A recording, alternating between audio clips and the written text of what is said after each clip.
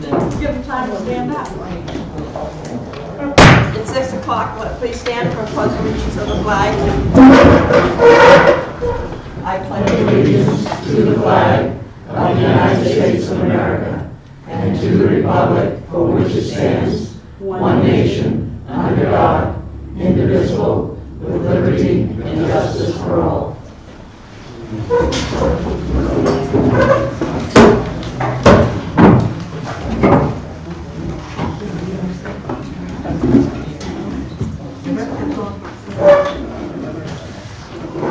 My normal speech, if you have a cell phone, would you please either turn it off or mute it, please? Thank you. Approval of treasurer warrants. Payroll warrants for February 23rd and March 2nd. I'll move the payroll warrants for February 23rd and the 2nd of March. Second. All those in favor? Accounts payable warrants for February 27th and March 6th. I'll move the accounts payable warrants for February 27th and March 6th. Have a second? Second. All those in favor? Thank you. Approval of the minutes from February 20th and 27th.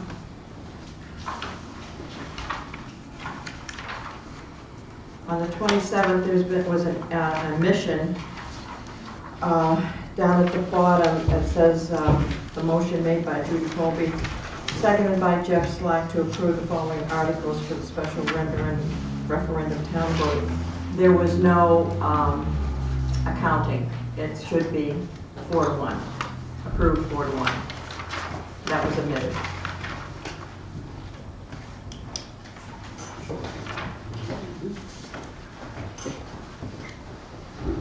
You see what I'm talking? Jeff, Ben, you see what I'm talking? I guess you mean, Very down at the very bottom. yeah. It should say 4-1. I didn't realize you were too late. Any other corrections or additions?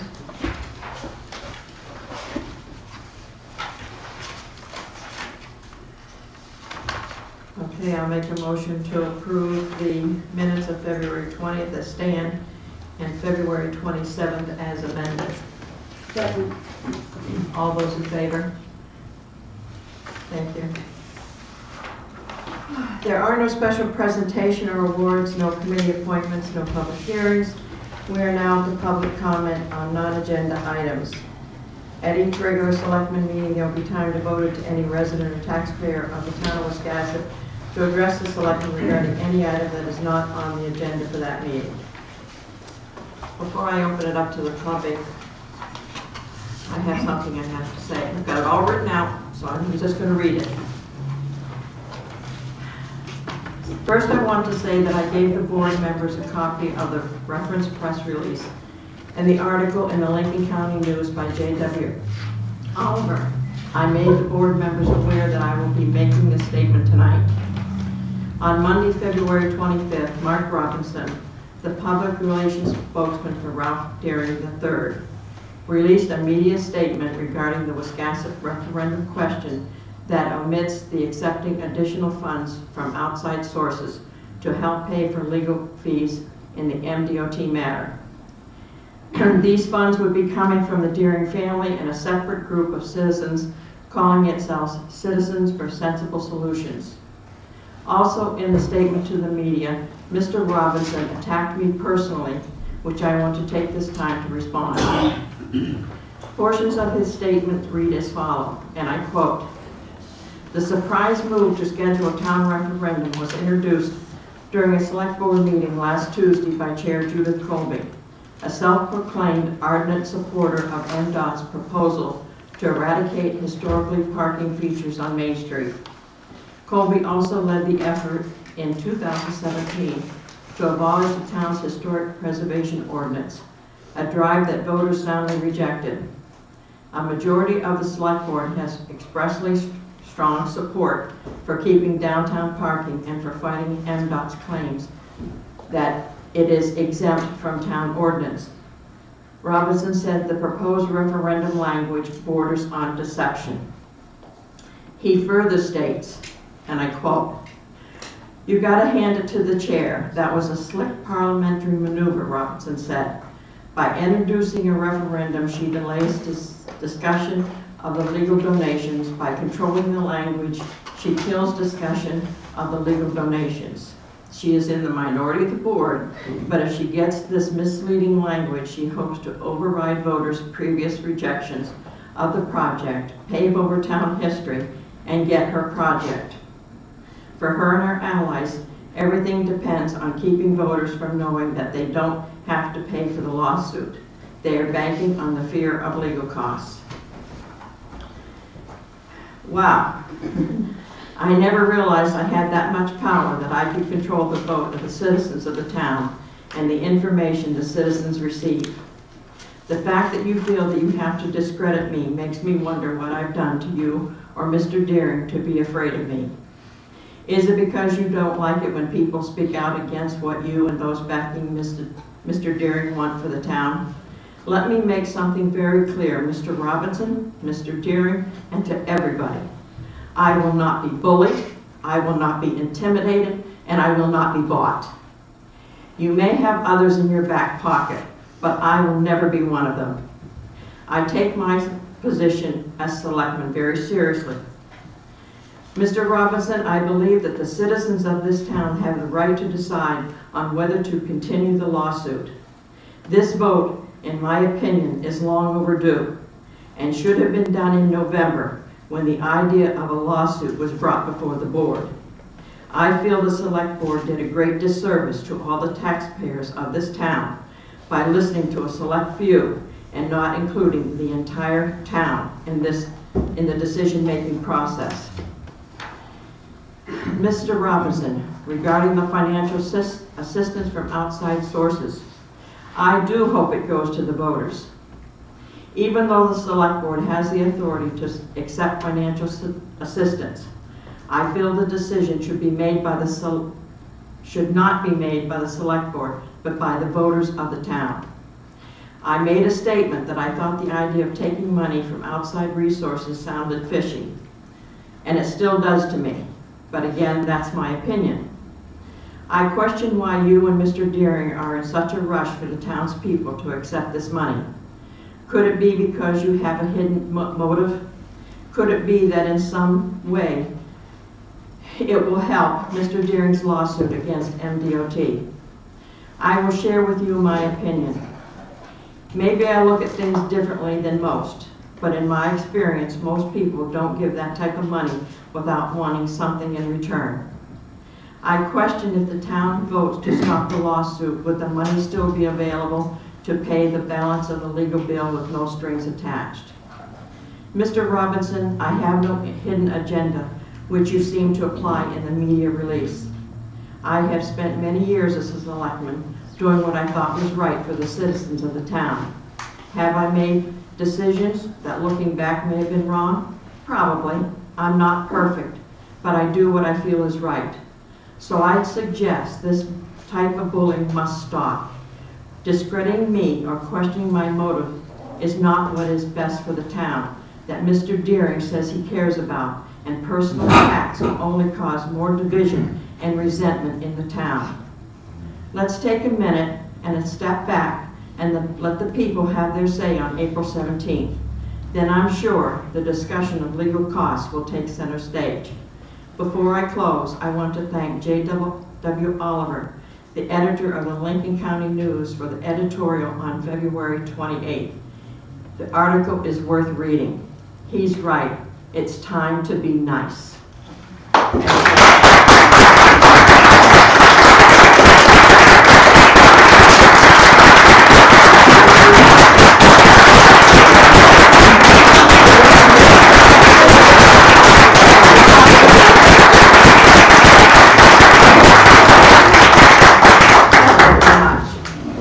Now, I'll let anybody else say what they want to say. I had a gentleman stop by the office today, and I didn't get his name, but he's here this evening, and he asked if he could speak on a matter related to worm cars. Do I have that correct? Yeah, removal of the docks down So, here without having to notify the worm harvesters that they were pulling the docks. So I wanted to ask the board if you would allow him to speak to you on that matter. Come right up to the podium. Is that? That's okay, Jeff, you can get your everything. Let's pick on you. Just remember This, Would you please state your name? my name is James Arsenault. Hi, Bob. How you doing? I'm actually from Dresden, but I'm the vice president of the Independent Maine Marine Worm Harvesters Association. Super brief history. We formed about 4 years ago as an advocacy group for the marine worm harvesters due to a lot of legislation that we felt that was going to be real restrictive to worm harvesting. So what I'm here tonight for is that in years past, when the docks down there were removed, there was forms of notifying worm harvesters. Some was that there was flyers put up down there. Some was because the worm cars that we have here, I know we have to give you all have our contact information for the worm cars. You know, each worm harvester that has a car down there, you have the contact information with the numbers on it. But in past, it's always been that again it was posted or something was put down there so we knew the docks were being removed, so we could, if we had any worm cars overboard with worms in them, we could pull them. This time, this winter here, one of James Beam had heard by rumor that the docks were going to be pulled, and when he come into Phil Harrington Bay, he had Phil Harrington Bay's manager, Margaret Harrington. She called here to Wiscasset, spoke to someone, clerk or whoever, who then referred her to the police department and asked if the docks were going to be pulled. And she was told that they had no knowledge of that this was taking place. Whoever she spoke to, and it being a regular phone call, she didn't get names, but she left her contact information. 5 days later, the docks were pulled. Without notification, Mr. Beam had 1,000 worms overboard in a worm car. When they pulled threw the car up on the dock, and he found the worms frozen. This time of year, 500 worms represents 2 days worth of work. So what we're kind of looking for is basically just kind of asking what happened in the breakdown in the communication pipeline, and what can we do to alleviate this in the future. I'll let Jeff, the harbor master. I can honestly say I wasn't involved with the worms, so I had nothing to do with it. I don't know. Yes. Mr. Arsenault, Yes. how about a suggestion of what would be best for you and your fellow worm diggers for this notification process to work? I mean, you've done it before, and I haven't a clue about any of it, but perhaps you could shed some light on it and make suggestions as to what could be done. In past, I know they would put a flyer up down there as to a date a posting of when it was going to be pulled. Now, was that the harbor master that did That was the harbor master usually. In other words, that was something that was handled, as far as I understand, it was always handled by the harbor master. Because again, we have to register them with the town, put a number on them, and then pay a fee to the town for each car that we put overboard down there. And they have the contact information on that for us. Okay. Now, one of your previous harbor masters here, probably, I don't know, Dunning, the last name? A year or two ago? Preston Dunning. Preston Dunning? Yes. He came to Phil Harrington Bay asking for information about who had cars down there. Apparently, for whatever reason, he was unable to have, he appeared to have no information, even though that we had filled out forms. Forms were filled out that were given to the town. It was Cassett here. He appeared to have no information as to who had what down there. But we've never had an issue, at least in my lifetime here, in terms of, there's always been some form of notification given before the docks were pulled down there, so that we were able to get, if you had product overboard in a worm car, you were able to get it out and get it. And this time it didn't happen, and unfortunately, like I said, Mr. Beam lost 1,000 worms. That's a lot of money. Yes. Chief, was there any type of notification? Other than what we had discussed here at the select board meetings and with Doug, about pulling out those floats, there was nothing publicly mentioned. this gentleman is correct. The records that we had on file is a mess. Last year, we got cleaned up the moorings and the boaters. We're still working on the worm cars. And he's absolutely right. There was no communication to the wormers. And Mr. Bean had come in as well and talked to me about it. And I explained to him that essentially it's my fault. Harbor master works for me. And we failed to communicate. So what do you suggest that we do? Well, we're going to be working on the worm cards. We're going Okay. to be issuing and looking and inspecting these so we have actual information so we can contact these individuals, if it's by text or email or something, so we can have an easier communication back and forth Okay, and posting down through the and waterfront. postings from now on. How does that sound? That sounds fine. I mean, the only reason that I'm here is just simply to address Well, and thank see, you. and offer from the association, just offer if possible, if we can, if there's something that, in other words, we can do, if you want the contact information for the association itself in case you're having trouble. That would be great. We had a meeting and we invited wormers and lobstermen, and all we did was get the lobstermen. Maybe one or two of the wormers showed up, but we didn't get any information from them. Okay, So a little give and take would be perfect. okay, That'd be great, okay. Thank you very much. thank you. Thank you, sir. Is there anyone else that has any comments? None?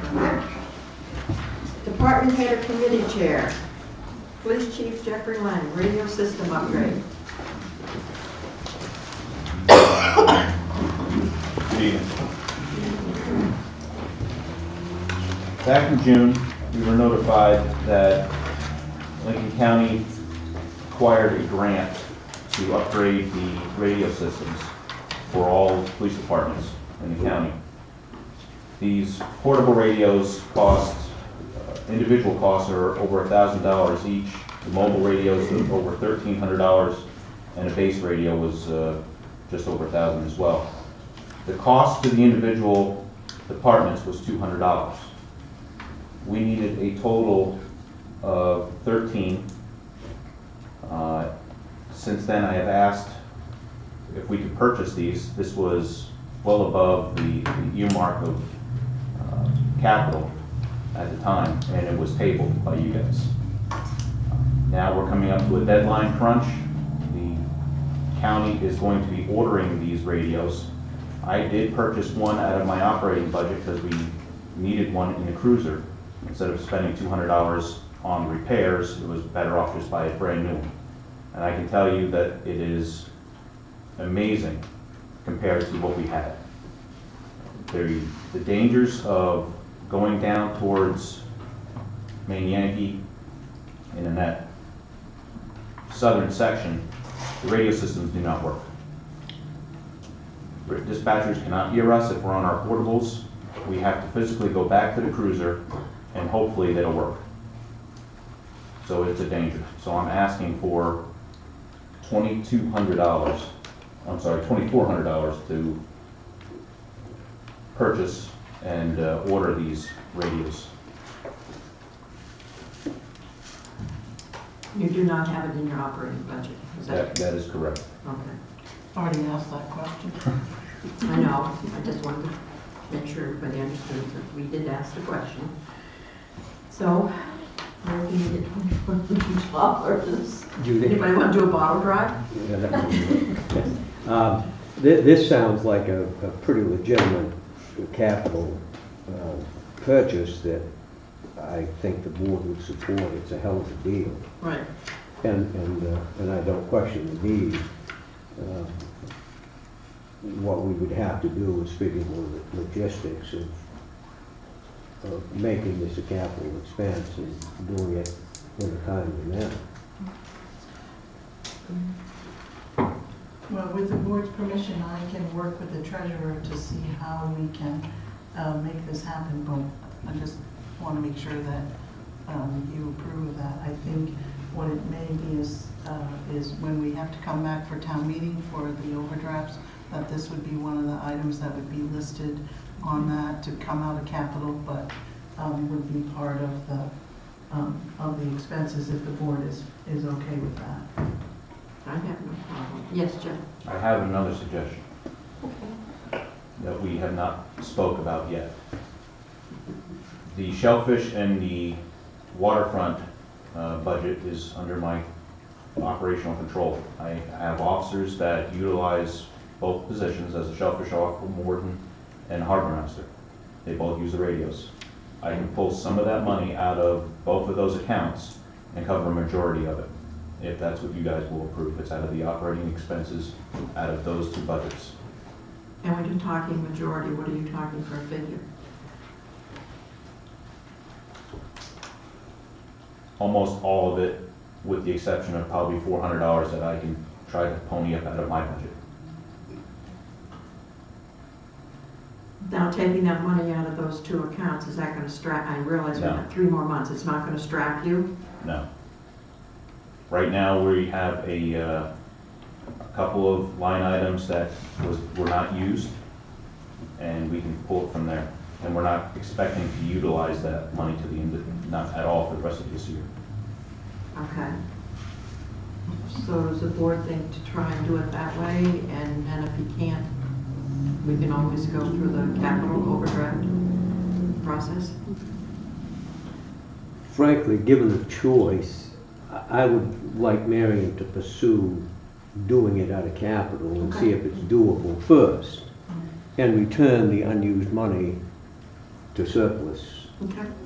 But it's kind of a wash because it's all taxpayers' money, but it just matters where it comes from, that's all. If it would be possible to do what you just spoke about. If not, then I don't have a problem with Plan B. Capital comes out of the reserve, probably part of our scheme, you know what I mean? So it's not, it wouldn't come out of the taxpayers. No, I understand.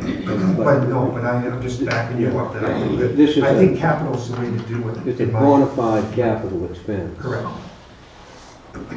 Okay, so you want to take it out of the capital? How does everybody feel about that? I would have gone with Plan A, but Well, why don't we give it to the discretion of the town manager and the chief and let them work it out? Well, and what we could do, because time is of the essence, I can work with the chief and the treasurer and see how we could make the immediate purchase, but then we can certainly bring it to the townspeople to put it under the capital budget, if that's the board's preference. But we wouldn't have time, I mean, they're ordering the. They're ordering them this month Right, so. in bulk, and that's the issue. Right, so, as long as we have the support of the board to A, purchase them, and B, we can work out the most ethical way to fund them with the board's permission, we can move this forward. How's the board feel about that? I agree Yes. with that. Okay? Do you need a motion? Oh, we've got you on camera. No, that's true. Okay. Thank you. Thank you very much. Thank One you. more I thing? have one more item. Sure. It's a fun one. My new best friend is an MDOT. Gave me a present. Last year, Doug and I attended some training, and we now are the owner of a brand new speed sign.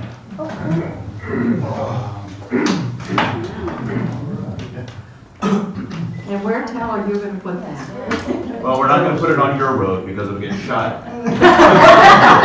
That is for sure. I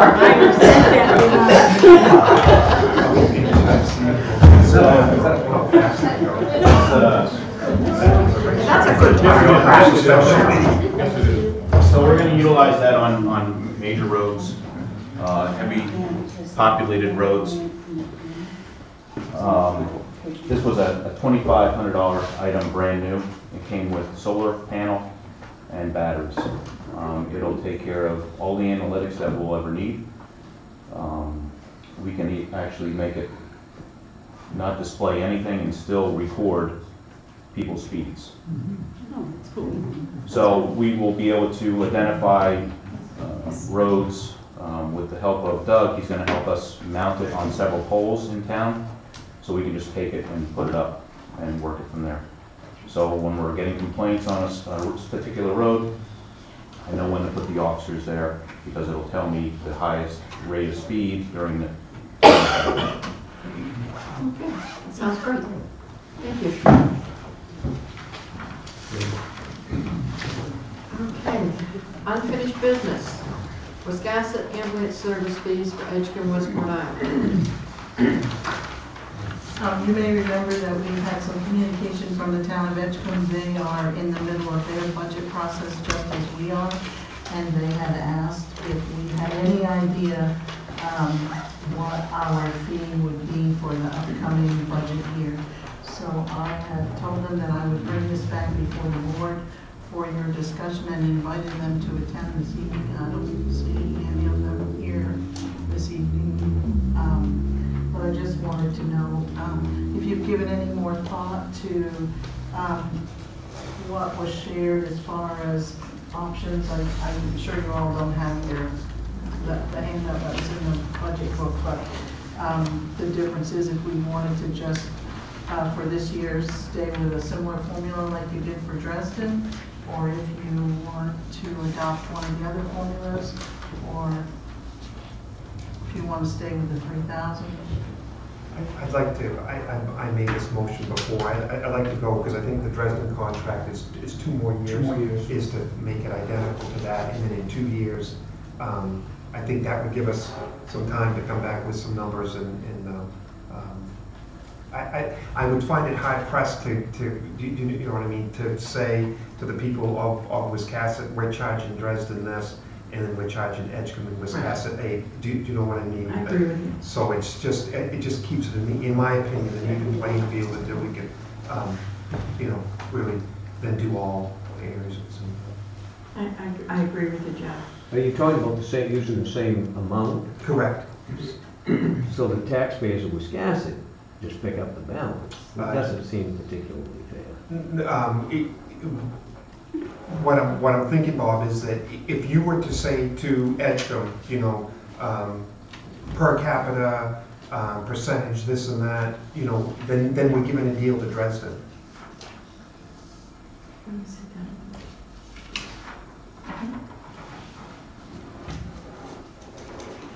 And Dresden was 6,500 this year? Second year is 6,500, the last year is 7,000. Plus the revenue. And the revenue was for Edgecombe. Revenue for Edgecombe is right around 35,971. Westport's about 14,000.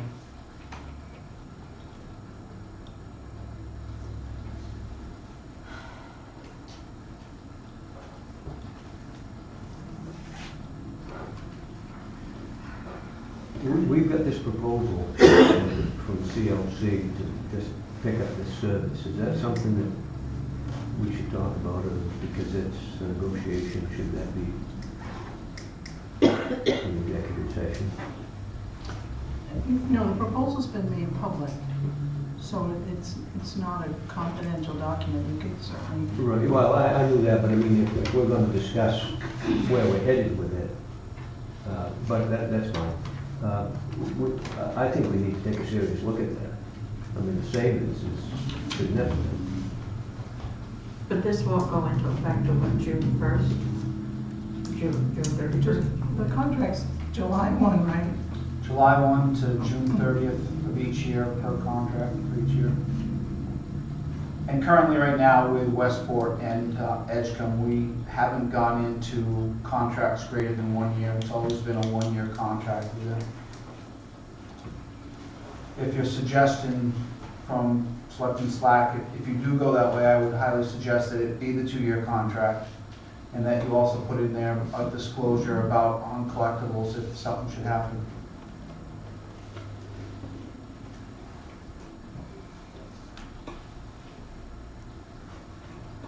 What's your thought, Bob?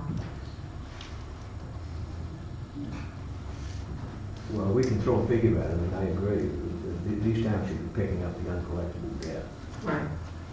Even though Dresden is, but I don't necessarily see that just because we're giving one town a break, Jeff, that we just need to give everyone a break. I mean, I looked at the figures, they're significantly higher than what we're charging.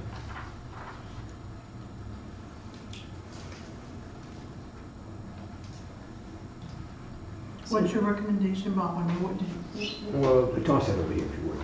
Sure.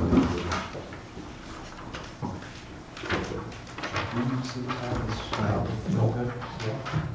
Thank you.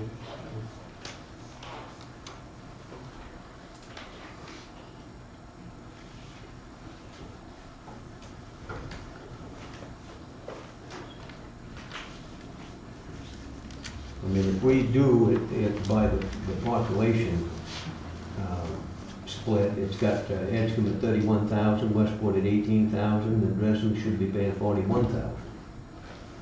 We're not even close to that. No. But, you know, it puts the taxpayer of Wisconsin in a position where they're subsidizing somebody. I mean, all of these calculations show much higher numbers than we've been using. But if I'm not mistaken, at this point in time, we could just be giving them a figure for budgetary purposes, because the contract will not go into effect until July 1st. So there's a possibility that, like you said, we could end up going with CLC or doing something else. I saw in the paper that Edgecombe, Edgecombe is already talking to CLC. At least that's what it said in the Selectman news from Edgecombe. So I mean, we have to respond something to them so they can do their budget. Oh, that's understandable, they need to figure. And I would agree with Jeff for right now to go with the same as Dresden at this point. And if you look at the information that Toby provided, and I'll just use Edgecombe as an example, the revenues were $35,971, and so if you went with a $6,500 assessment, then you'd actually be collecting more than the $31,700 that you're talking about if you did the per capita. So it's not ideal, but you still would be in the ballpark. Yeah, and I just don't want to lose the revenue. If you go too high, they're gonna move away. I'm not sure that'd be a bad thing. I mean, there are some decisions that the board's going to have to make regarding, our own budget and where we go from here.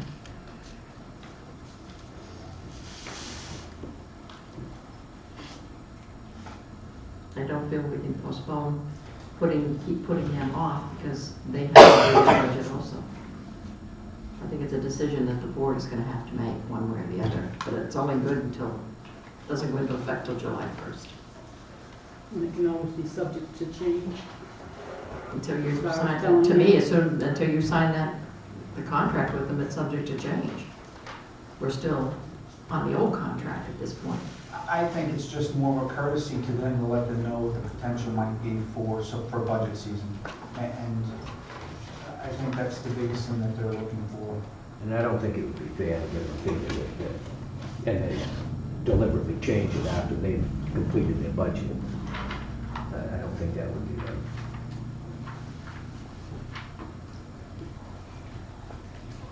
So we need a figure, guys. We need to tell them something. Do you want me to make a motion, or just want to discuss it? You can have a motion in a second and still discuss it. I'd like to make a motion that we accept the final 2 years of the Dresden contract.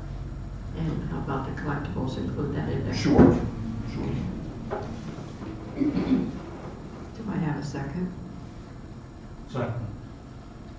Okay. For discussion purposes? Yeah. Okay. My only request is that there is an exit clause in this, like the others, if Yes, we want to get out of it. Definitely, definitely. And they will be responsible for any uncollected debt from their town, period. Isn't that what Dresden says? No, Dresden squeaked it out without paying a cent.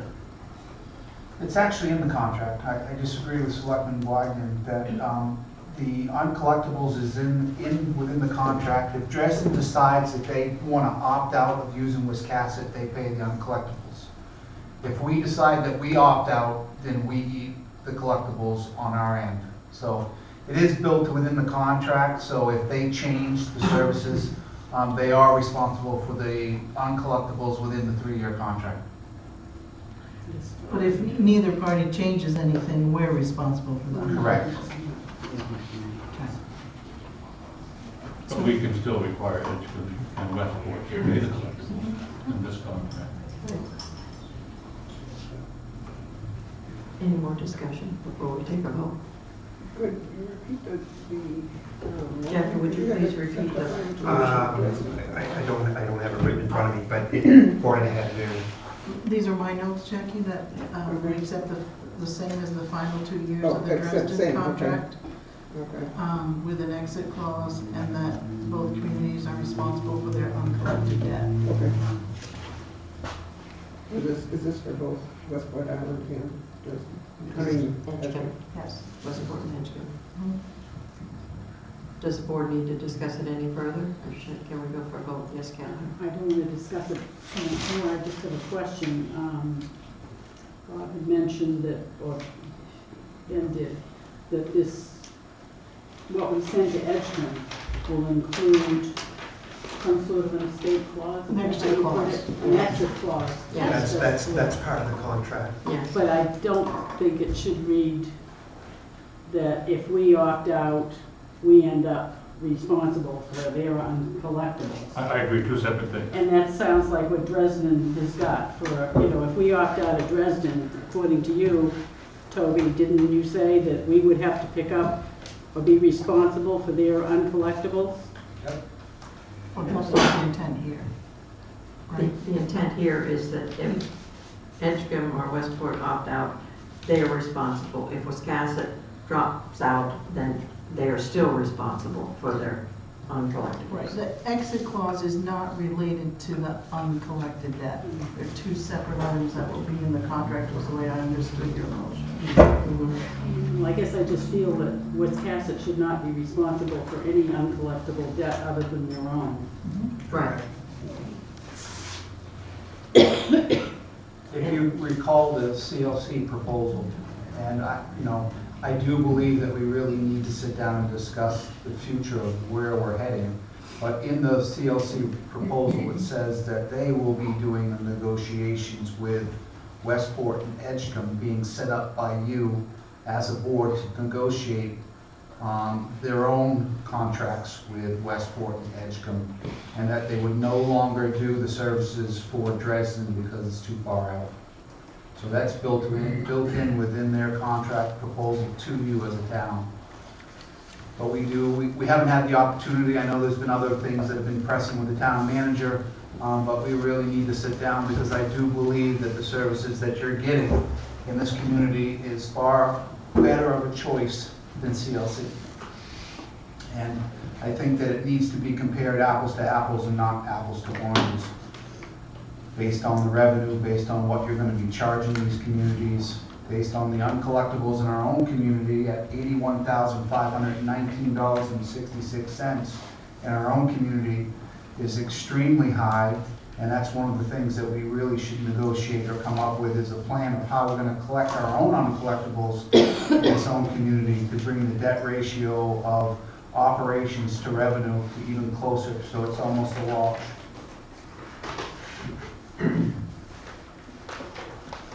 Thank you, Toby. Thank you. Okay, if there's no more discussion, we'll take a vote. All those in favor of the motion? 5-0. Thank you. Okay, under new business, liquor license policy review. So you have in your packet the form for the liquor license renewal, and you'll see that there was the policy that you had in 2010 and then the 2016 policy. And we've had a couple of our longtime businesses in the town of Wiscasset respectfully request that the town consider allowing the clerk to sign for businesses that have been in Wiscasset for over 5 years.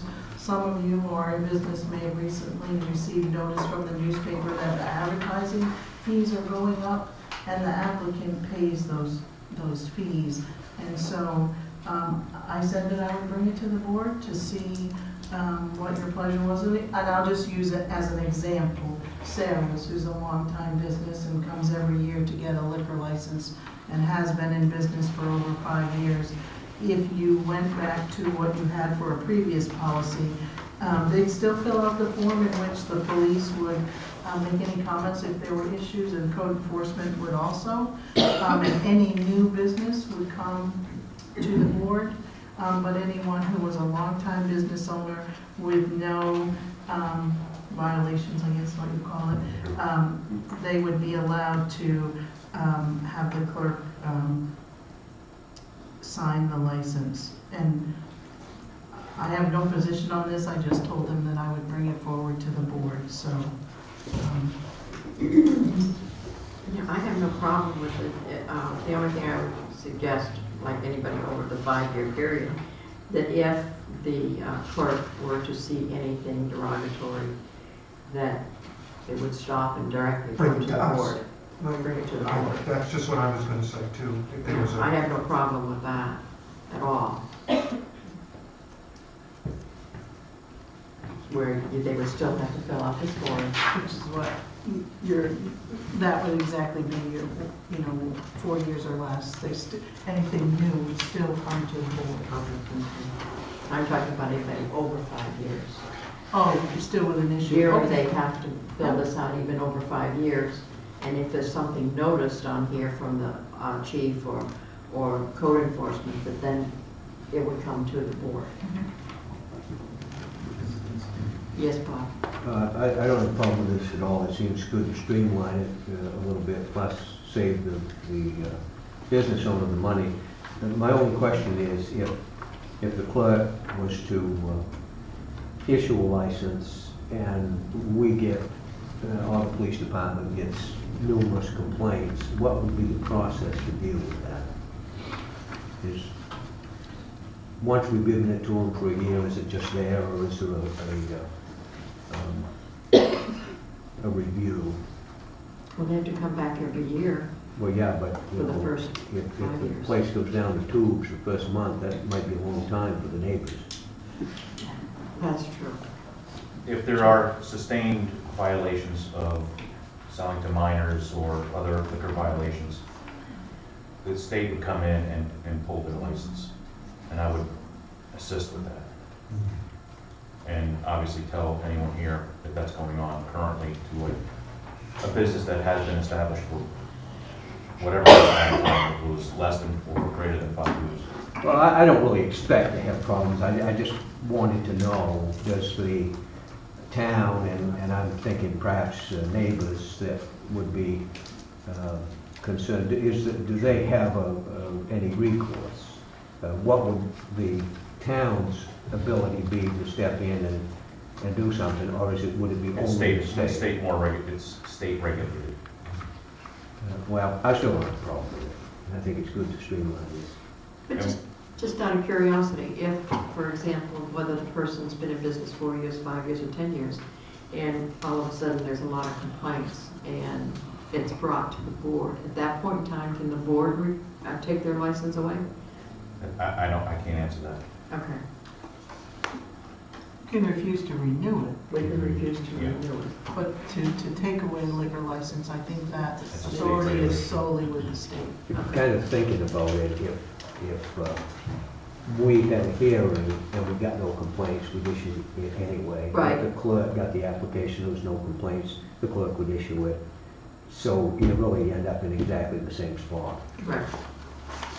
We work with the county or other agencies in the state that if we have allegations of violations, we will send in someone to see if it is actually true, a younger individual, to see if they can purchase alcohol. Have we ever done that here in Wisconsin? Absolutely. Just curious. Okay. Did you do that yourself? Yes.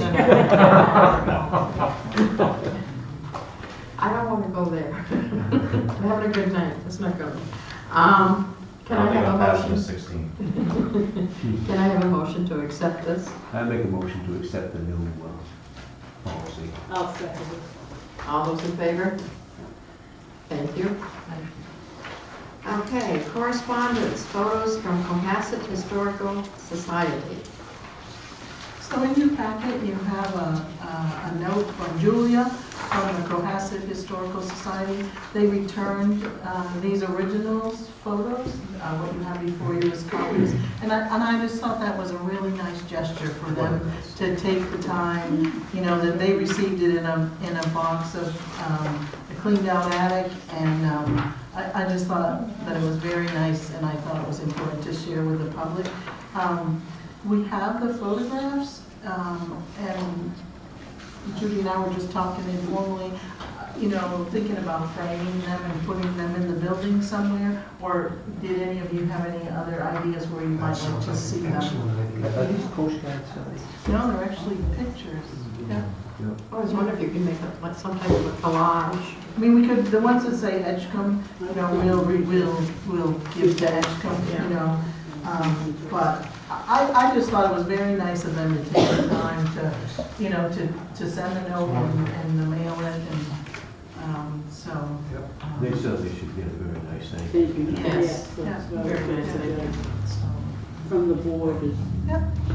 So this was just a fun thing to put in the file, and I heard Jeff saying that Ben probably remembered when a lot of these pictures were taken. I didn't think you put it. No, I remember that. Okay. Town manager's report.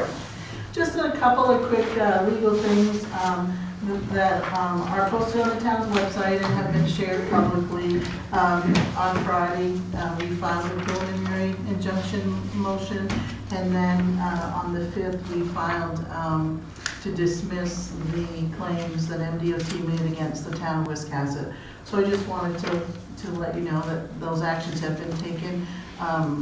They will be up on, I think one of the Friday action is already on the website, and the other one will be.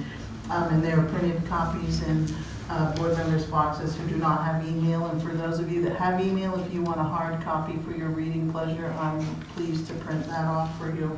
I've already read it. Wanted to remind everyone that because there is a small storm coming Thursday, the budget meeting that was scheduled for Thursday has been rescheduled for Monday, the 12th at 6 o'clock. There will be no meeting on Thursday. And if we get no snow, well, we'll just have a night That's off. good. I'm glad we did it. Yeah.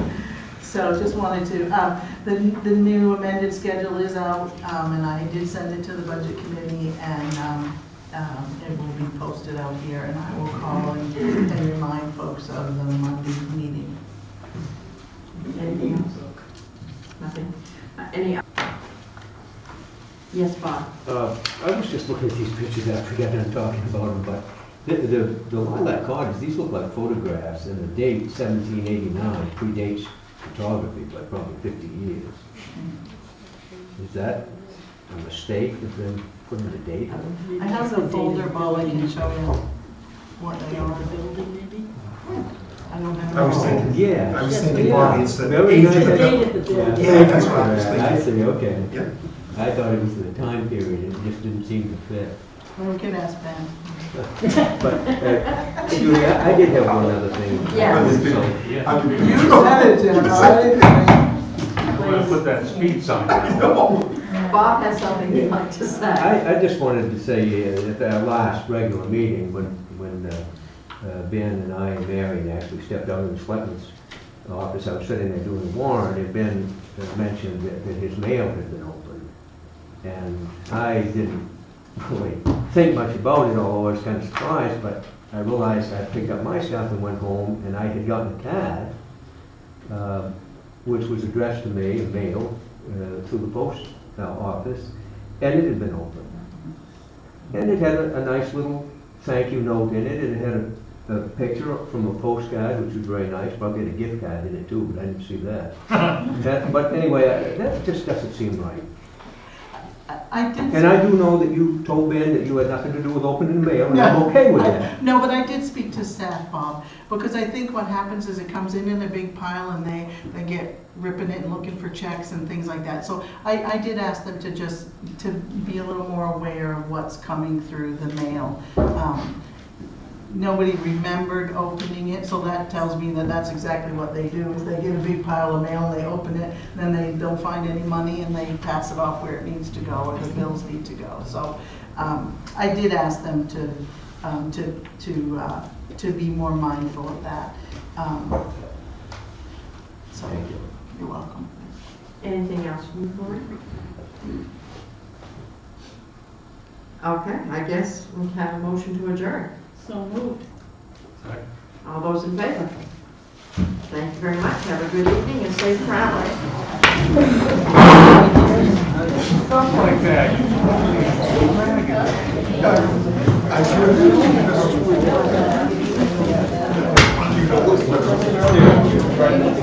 saw it.